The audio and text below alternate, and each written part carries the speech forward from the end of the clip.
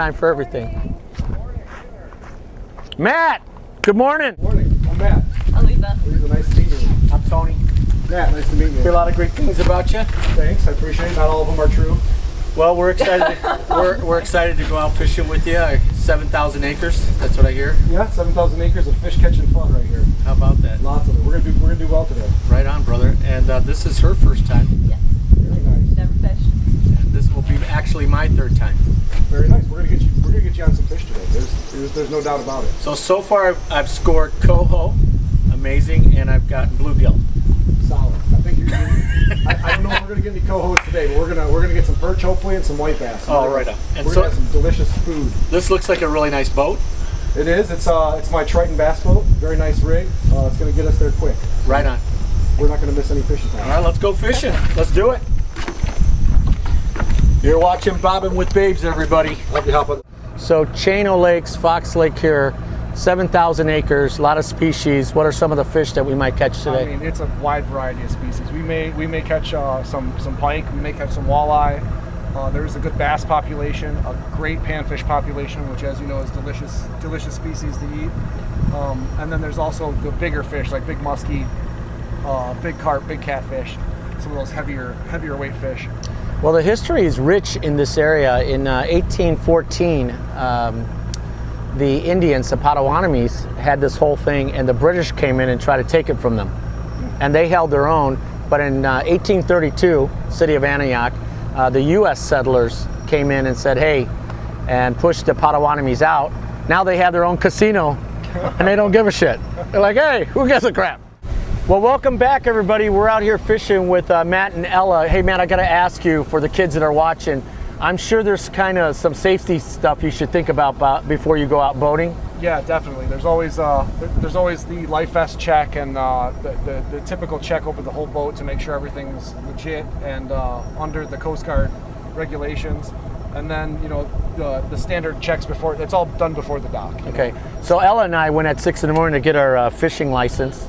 And believe me, you should have seen all the fishermen look over and go, what is going on? Who is that movie star?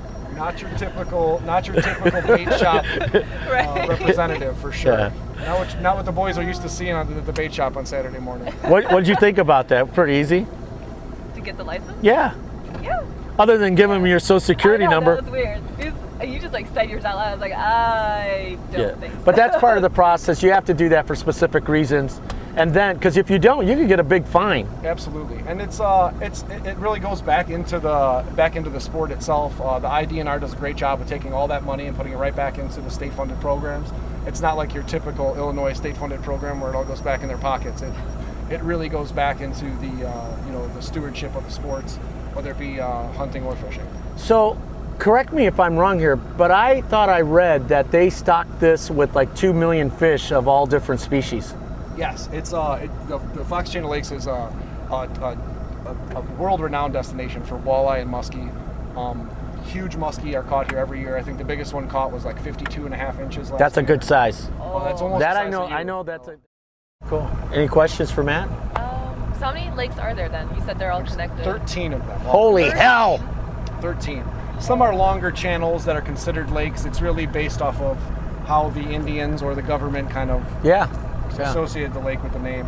Which is really weird to me because Antioch was founded in 1907. But they were all here established back in the day. But somebody finally said, "Hey, let's call it Antioch."